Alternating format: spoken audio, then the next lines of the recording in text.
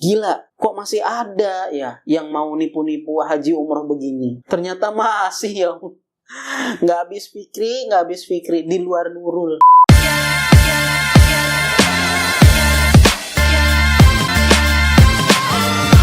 Oke, angkringan balik lagi. Balik lagi di angkringan balik kantor yang ada di Fahristia Official.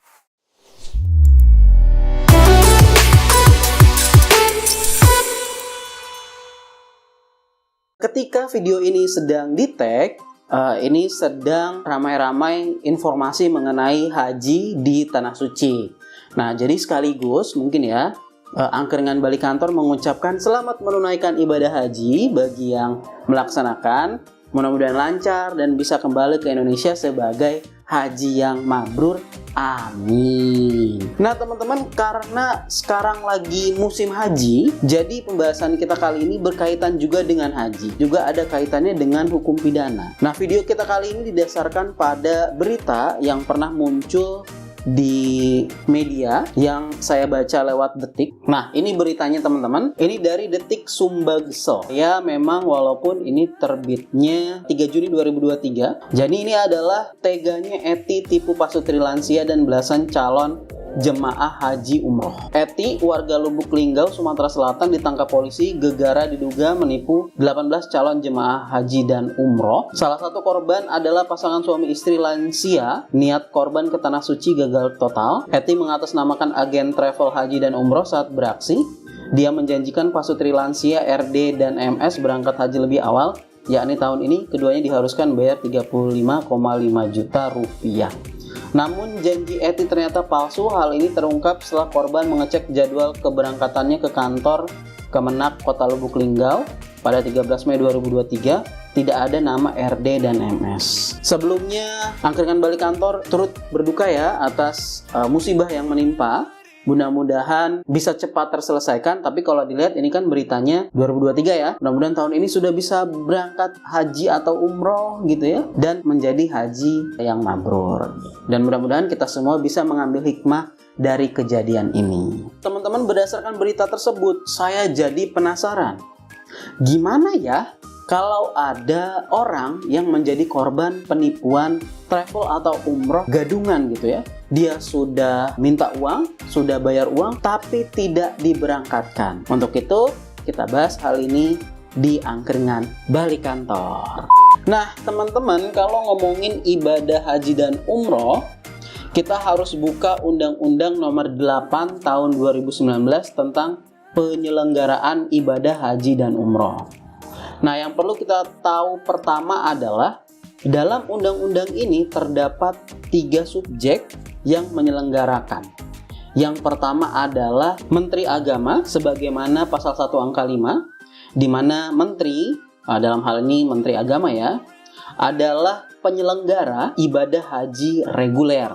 Nah, jadi yang terjadwal dan setiap tahun pasti berangkat. Tapi ada subjek yang lain yang disebut penyelenggara ibadah haji khusus atau PIHK sebagaimana pasal 1 angka 11 undang-undang ini. Jadi PIHK adalah badan hukum yang memiliki izin dari Menteri Agama maksudnya untuk melaksanakan ibadah haji khusus. Selain PIHK ada juga PPIU sebagaimana pasal 1 angka 19. Penyelenggara perjalanan ibadah umroh adalah Biro Perjalanan Wisata yang memiliki izin dari Menteri Agama maksudnya untuk menyelenggarakan perjalanan ibadah umroh. Dari sini kita perjelas dulu subjeknya ya. Jadi tadi ada PIHK, ada juga PPIU. Apa bedanya? Kalau PIHK itu adalah badan hukum, jadi dia harus berbentuk PT, yayasan atau koperasi, tapi umumnya pasti perseroan terbatas ya. Nah dari sini aja teman-teman harus hati-hati nih. Jadi kalau ada orang yang nawarin ibadah haji khusus tapi bentuknya CV atau hanya perkumpulan, nah itu pasti penipuan ya, harus hati-hati nih. Nah kemudian selain dia badan hukum, dia juga harus memiliki izin dari Menteri Agama. Izinnya izin PIHK, bukan izin reguler gitu ya. Nah jadi teman-teman harus cek kalau ditawarin, lihat izin dari Menteri Agamanya ada atau tidak, dan apakah izinnya itu untuk PIHK. Nah kalau sudah oke, maka confirm. Buat yang umroh nih, PPIU Dia itu adalah biro perjalanan wisata. Jadi dia harus biro perjalanan wisata dulu. Jadi ini boleh nggak PT sih, CV boleh. Pokoknya dia biro perjalanan wisata dulu, tapi bukan biro perjalanan wisata biasa, tapi biro perjalanan wisata yang sudah memiliki izin dari Menteri Agama untuk menyelenggarakan ibadah umroh. Nah, jadi sekali lagi, lihat dulu izinnya, apakah ada izin dari Menteri Agamanya, dan apakah itu untuk menyelenggarakan ibadah umroh. Kalau sudah sesuai, maka confirm. Jangan kayak teman saya kemarin, mau ibadah umroh, ngelihat izin tempat travelnya, ternyata izinnya izin mendirikan bangunan. Waduh, salah. Dalam penyelenggaraan haji khusus nih ya, PIHK itu berdasarkan pasal 63 ayat 1 memiliki beberapa kewajiban. Di antaranya adalah memfasilitasi pengurusan dokumen, memberikan bimbingan, memberikan pelayanan kesehatan. Nah, ini yang penting nih, yang D. Memberangkatkan, melayani, dan memulangkan jemaah haji khusus sesuai dengan perjanjian. Ini dia yang kadang-kadang lupa. Penyelenggara ibadah haji itu wajib memberangkatkan dan memulangkan jemaah haji sesuai dengan perjanjian. Artinya apa? Kalau dia sudah bayar, maka penyelenggara ibadah haji itu wajib untuk memberangkatkan dan memulangkan sesuai dengan perjanjian. Tidak ada alasan lain gitu ya. Jadi jangan mau udah bayar tapi nggak diberangkatkan, berarti PIHK ini melanggar ketentuan ini. Terus gimana buat yang umroh? Yang umroh juga sama teman-teman, dia diatur di pasal 94. PPIU wajib menyediakan minimal 1 orang pembimbing ibadah setiap 45 orang jemaah umroh, memberikan pelayanan dokumen perjalanan, memiliki perjanjian kerjasama dengan fasilitas pelayanan kesehatan di Arab. Nah, ini yang paling penting. Memberangkatkan dan memulangkan jemaah umroh sesuai dengan masa berlaku visa umroh di Arab Saudi. Ternyata untuk umroh sama juga. Jadi travel umroh itu wajib memberangkatkan dan memulangkan jemaah umroh. Jadi kalau mereka tidak melaksanakan itu, berarti dia melanggar ketentuan undang-undang ini. Jangan kayak teman saya lagi. Kemarin ke travel umroh, udah bayar, giliran diberangkatin umroh, dia bingung. Dia tuh cuma pengen travel ke Bandung aja gitu. Salah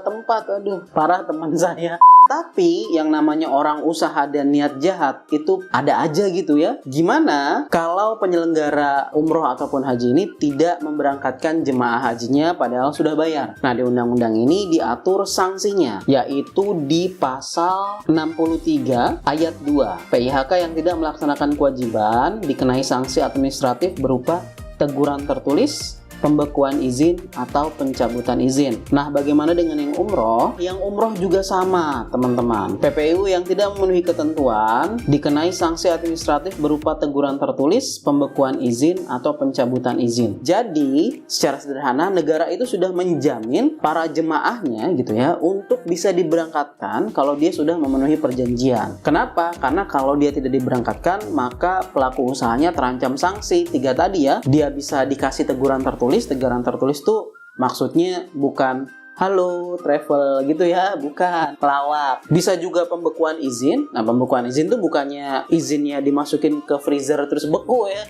Allah, pelawak. Nah, bisa juga pencabutan izin. Maksudnya pencabutan izin usahanya ya, bukan izinnya tuh ada di tanah terus dicabut gitu. Itu mah bukan izin, itu singkong. Nah, lebih lanjut, pada dasarnya secara tegas ada larangan bagi penyelenggara haji ataupun umroh yang melakukan perbuatan berupa penggagalan keberangkatan. Nah, ini diatur di pasal 118 dan pasal 119 undang-undang ini. PIHK dilarang melakukan perbuatan yang menyebabkan kegagalan keberangkatan, penelantaran atau kegagalan kepulangan jemaah haji khusus, dan PPIU dilarang melakukan perbuatan yang menyebabkan kegagalan keberangkatan, penelantaran atau kegagalan kepulangan jemaah umroh. Jadi misalnya PPIU itu dilarang, misalkan udah waktunya pulang nih, ternyata orangnya nggak dikasih tahu kalau hari ini tuh waktunya pulang. Jadi ditanya, hari ini pulang ya? Kayaknya belum deh gitu ya. Akhirnya nggak pulang-pulang, terus sampai sekarang masih di sana gitu ya. Nah, itu nggak boleh tuh ya. Kenapa?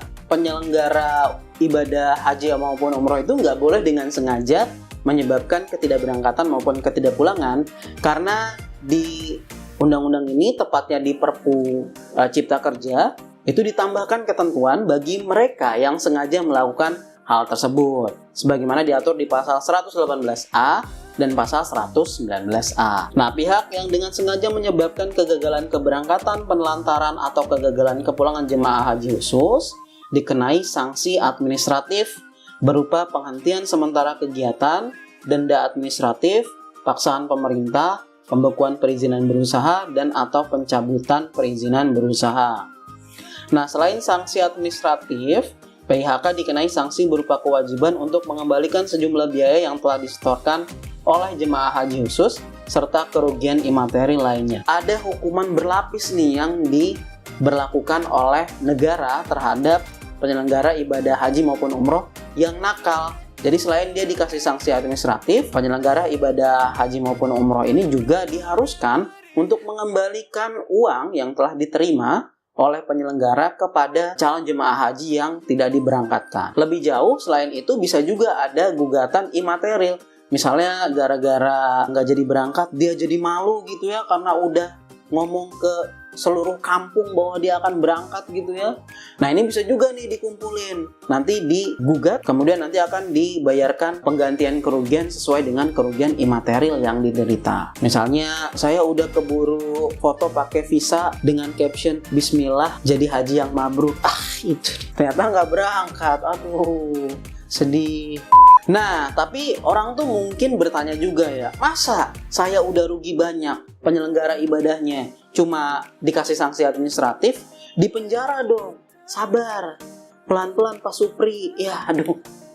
Bisa juga ya. Tapi ada syaratnya. Kalau memang ada janji diberangkatkan, terus korbannya sudah menyetorkan sejumlah uang dan ternyata memang benar-benar tidak jadi diberangkatkan, itu bisa diproses secara pidana dengan delik penipuan. Untuk bahas penipuan, saya akan bahas menggunakan Undang-Undang Hukum Pidana yang baru ya, walaupun berlakunya masih 2026, tapi kita pakai untuk belajar ya. Nah, ini dia Kitab Undang-Undang Hukum Pidana yang baru, Undang-Undang Nomor 1 Tahun 2023. Nah, terkait dengan penipuan, ini diatur di pasal 492 tentang perbuatan curang. Setiap orang yang dengan maksud menguntungkan diri sendiri atau orang lain secara melawan hukum dengan memakai nama palsu atau kedudukan palsu, dia jadi travel umroh kan, menggunakan tipu muslihat atau rangkaian kata bohong, dijanjin berangkat padahal enggak, menggerakkan orang supaya menyerahkan suatu barang, memberi utang, membuat pengakuan utang, atau menghapus piutang, orang jadi bayar sejumlah uang kan ke travel umroh atau haji bodong ini, dipidana karena penipuan dengan pidana penjara paling lama 4 tahun, dan pidana denda paling banyak kategori 4. Nah, untuk kategorinya kita coba lihat di pasal 79 ya. Kategori 4 itu 200 juta rupiah. Ya lumayan lah ya, 200 juta itu bisa buat DP rumah di Bojonggede. Itu dia. Kalau memang ingin diproses secara pidana, apa langkah yang harus dilakukan oleh korban? Nah, jawabannya sederhana, sebagaimana kasus-kasus pidana lain, tapi khusus haji ini ada jalur yang sedikit berbeda nih.